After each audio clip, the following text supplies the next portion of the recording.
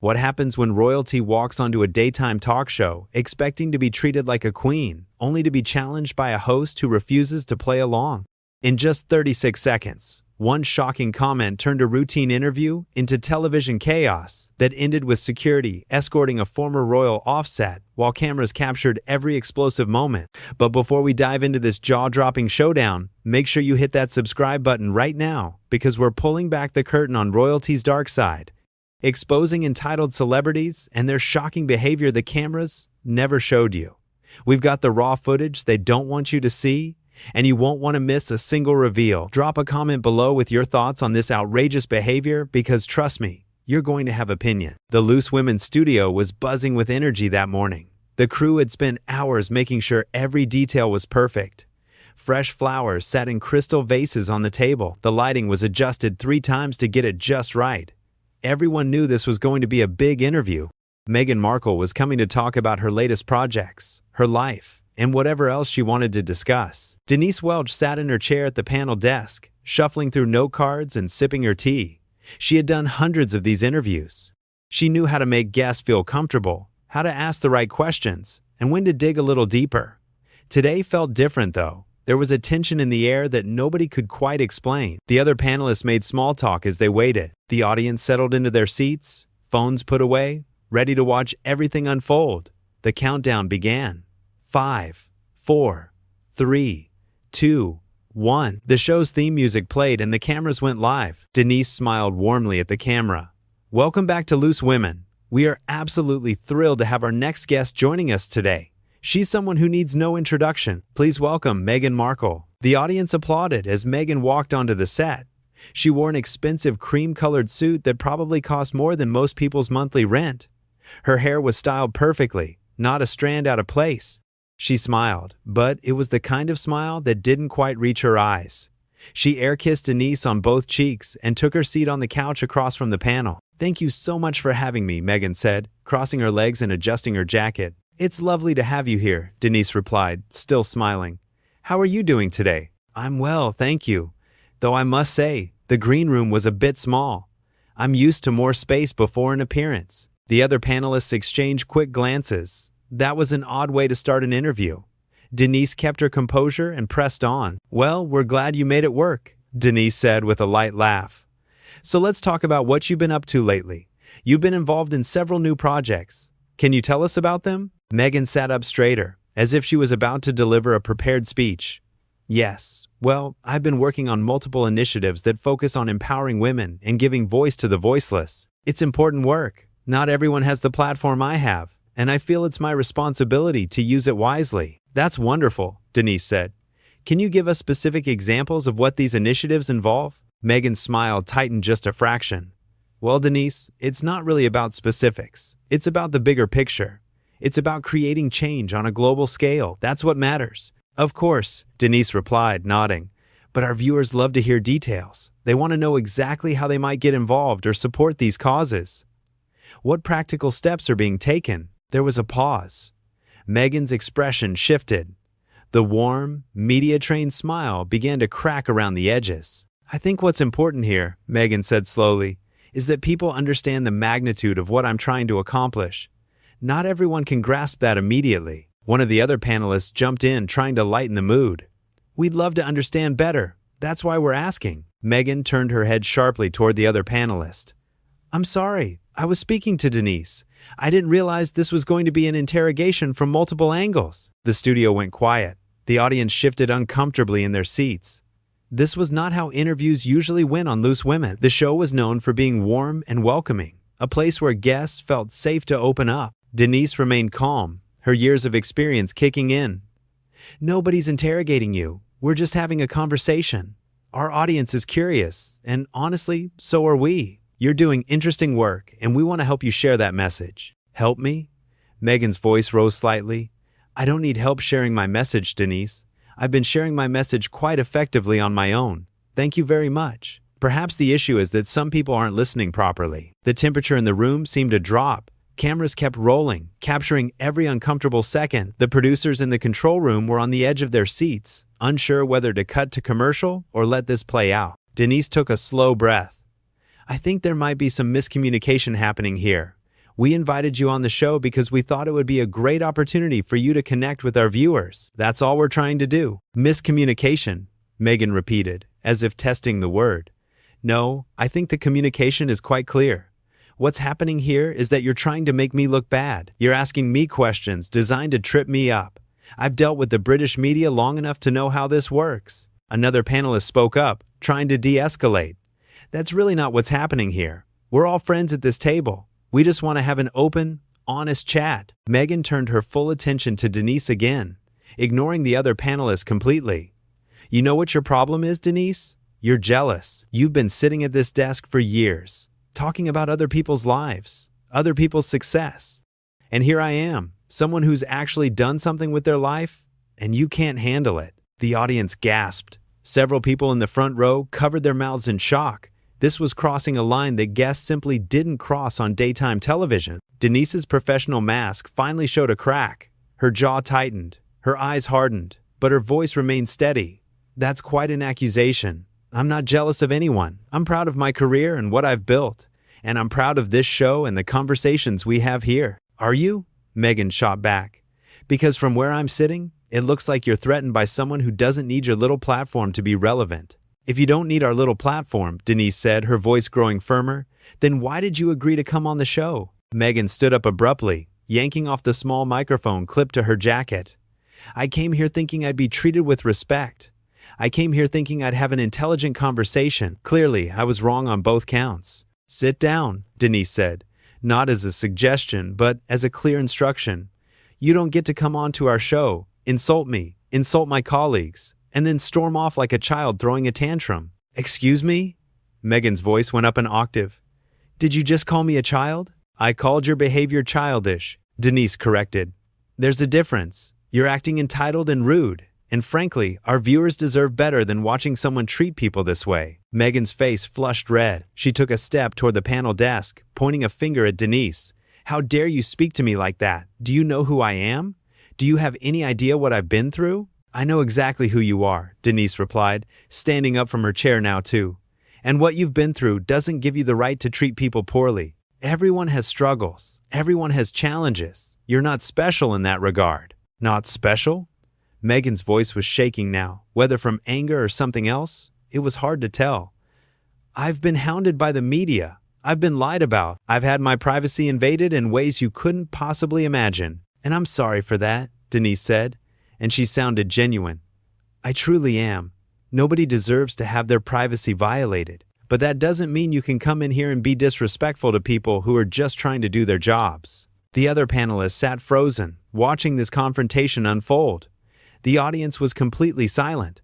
Production assistants stood in the wings, wondering if they should intervene. Meghan grabbed her purse from beside the couch. "I'm leaving. This is a waste of my time." "That's probably for the best," Denise said, sitting back down in her chair. Her hands were steady as she picked up her note cards, though everyone could see the adrenaline pumping through her. But Meghan didn't leave. She stood there, bag in hand, as if she was waiting for something.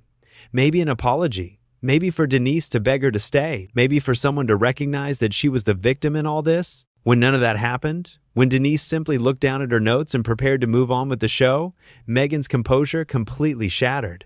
"You're all the same," she said, her voice trembling.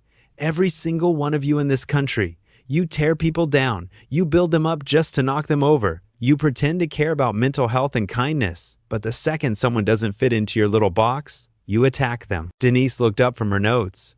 "Nobody attacked you. You walked in here with an attitude from the moment you sat down. You complained about the green room. You were dismissive of our questions. You insulted me personally. And now you're trying to play the victim because you're being called out on your behavior." "My behavior?" Meghan laughed, but there was no humor in it. "My behavior is a reaction to years of abuse from people like you." "People like me," Denise repeated slowly.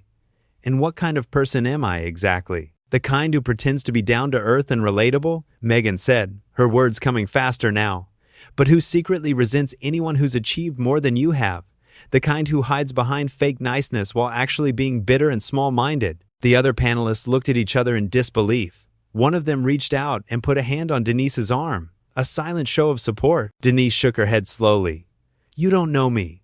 You don't know anything about my life, my achievements, or what I've overcome. You walked in here assuming you were better than everyone in this room, and when you weren't treated like royalty, you lashed out. I am royalty, Meghan snapped. No, Denise said firmly. You married into a royal family. That's not the same thing as earning respect through your actions and character. The words hung in the air like a slap. Meghan's eyes went wide. Her mouth opened and closed, but no sound came out at first. Finally, she found her voice. You bitter, sad, pathetic woman. You sit here day after day, judging everyone who comes through that door. Well, let me tell you something. In 10 years, nobody will remember your name, but they'll still remember mine. They'll remember it, Denise agreed, her voice cold now. The question is what they'll remember it for. Meghan took a step forward, and for a moment, it looked like things might turn physical. A producer rushed onto the set, positioning himself between Meghan and the panel desk. I think we need to take a break, the producer said, trying to sound calm while clearly panicking internally. No, Denise said, we're not taking a break. We're continuing with our show, and our guest is leaving. You can't kick me off, Meghan said. I'm a guest. You invited me, and you've been asked to leave? Denise replied. Multiple times now. You're disrupting our show and making everyone uncomfortable. So yes, I absolutely can ask you to leave, and I am. Another producer appeared, this one with a security guard. The message was clear without anyone having to say it out loud. Meghan looked around the studio, as if waiting for someone to come to her defense. The audience stared back in stunned silence. The other panelists looked away. Even the crew members avoided eye contact. Fine, Meghan said, pulling herself up to her full height. I'll leave, but you haven't heard the last of this. I have lawyers. I have a platform much bigger than this sad little show, and I will make sure everyone knows how I was treated here today. You do that, Denise said. Tell whatever story you want. The cameras caught everything. The truth speaks for itself. Meghan opened her mouth to say something else, but the security guard gently touched her elbow, guiding her toward the exit. She jerked her arm away from him but started walking. As she reached the edge of the set, she turned back one more time. You're all going to regret this. The only thing I regret, Denise called after her, is that we wasted everyone's time with this interview. Meghan made a sound that was half laugh, half sob, and then she was gone, disappearing behind the curtain with the security guard following close behind. The studio remained silent for a long moment. Nobody seemed to know what to do or say. The audience sat frozen. The other panelists stared at Denise with a mixture of shock and admiration. Finally, Denise straightened her note cards, took a sip of her now cold tea, and looked directly into the camera. Well, she said, and a small smile played at the corners of her mouth. That certainly didn't go as planned. But you know what? Sometimes on live television, things happen that you can't predict. And sometimes people show you exactly who they are when they don't get their way. She paused, letting that sink in. We're going to take a quick break, she continued. And when we come back, we'll move on to our next topic, which I promise will be much more pleasant. We'll be talking about holiday traditions and sharing some of your wonderful stories that you've sent in. So don't go anywhere. The show cut to commercial. The moment the cameras were off, the studio erupted. Audience members started talking all at once. The other panelists gathered around Denise, everyone speaking over each other. Are you okay? I can't believe that just happened. You handled that incredibly well. What a nightmare. Denise held up her hand for quiet. I'm fine. Really. Let's just get through the rest of the show professionally. We don't need to dwell on it. But even as she said it, she knew this moment would be talked about for a long time. Not because she wanted the attention, but because it was rare to see such a raw, unfiltered confrontation on daytime television. In the green room, Meghan was gathering her things while producers tried to calm her down. She was on her phone, already texting someone, likely her publicist or lawyer. Her hands shook as she typed. This is unacceptable, she kept saying. Completely unacceptable. One of the producers, a kind woman in her 50s, tried to offer her some water. Meghan waved it away. I want copies of the footage, Meghan demanded. All of it. Everything that was filmed. That's not something we can provide, the producer said gently. But everything that aired is obviously on record. Aired, Meghan repeated. So people saw that? Everyone saw how she treated me? The producer didn't know how to respond to that. Because yes, everyone had seen it. But what they saw probably wasn't what Meghan thought they saw. Back in the studio, the show had returned from commercial. Denise and the other panelists were discussing holiday traditions, asking audience members to share their favorite memories. The energy was lighter now, almost deliberately cheerful. as if everyone was trying to wash away the ugliness of what had just happened. But it was still there, hanging in the air. Every person in that studio knew they had just witnessed something significant, a moment where someone who expected special treatment was told no. A moment where entitlement crashed headfirst into reality. Denise answered questions from the audience, laughed at jokes, shared her own holiday stories. She was professional and warm, giving no indication that anything unusual had happened. But those who knew her well could see the slight tension in her shoulders, the way she gripped her pen a little too tightly. When the show finally ended and the cameras stopped rolling, Denise let out a long breath. The other panelists hugged her, offering support and praise for how she'd handled an impossible situation. "You were brilliant," one of them said. "Absolutely brilliant. You didn't let her walk all over you, but you weren't cruel either. You just stood your ground." "I was doing my job," Denise said simply. Nothing more, nothing less. But it was more than that, and everyone knew it. In an industry where celebrities often got away with bad behavior because people were afraid to challenge them, Denise had drawn a line. She had said enough is enough. The audience filed out of the studio, already pulling out their phones to tell friends and family what they just witnessed. Within hours, clips would be circulating online. People would be taking sides, arguing about who was right and who was wrong. Some would defend Meghan, claiming she'd been ambushed or treated unfairly. Others would praise Denise for not tolerating disrespectful behavior, regardless of who was displaying it. But in that moment, in the studio, as the lights dimmed and the crew began packing up equipment, there was a sense of collective relief. It was over. The storm had passed. Denise gathered her things, said goodbye to her colleagues, and headed for her dressing room. She closed the door behind her. Finally alone for the first time since the incident, she sat down at her makeup table and looked at herself in the mirror. She looked tired. The confrontation had taken more out of her than she wanted to admit, but she also looked proud. She had handled herself with grace under pressure. She had been respectful even when she wasn't being treated respectfully. She had been firm without being cruel. There was a knock on her door. One of the senior producers poked his head in. "Just wanted to check on you," he said. That was intense. "I'm okay," Denise said, and she meant it. "Really, I'm okay." "You did the right thing," the producer said. "I know it probably doesn't feel great, but you did the right thing. We can't let people come on our show and treat our hosts that way." Denise nodded. "I know. I just wish it hadn't happened at all." "Me too," the producer agreed. "But sometimes these things are out of our control. How people behave is on them, not on us." After he left, Denise sat quietly for a few more minutes. She thought about the interview, replaying moments in her mind. Could she have handled it differently? Maybe, but she didn't think she'd done anything wrong. She had asked reasonable questions. She had tried to keep the conversation on track. She had only pushed back when she was directly insulted. Finally, she stood up, grabbed her bag, and left the dressing room. As she walked through the corridors of the studio, crew members stopped her to offer words of support. Everyone, it seemed, was on her side. Outside, the fresh air hit her face, and she felt some of the tension leave her body. Her car was waiting. She climbed in, gave the driver a tired smile, and they pulled away from the studio. As the building disappeared from view, Denise allowed herself one final thought about the incident. She hoped that maybe, somewhere deep down, Meghan would reflect on what had happened, that maybe she would realize that treating people with respect wasn't optional, regardless of your status or past experiences. But Denise also knew that was probably wishful thinking. Some people never learned. Some people always saw themselves as the victim, no matter the circumstances. What mattered was that Denise had stayed true to herself. She had maintained her standards. She had refused to be bullied or intimidated by someone who thought their fame made them untouchable. And tomorrow, she would be back at that desk, ready to do it all over again. Because that was her job. That was what she did. She just hoped the next guest would be a little easier to talk to.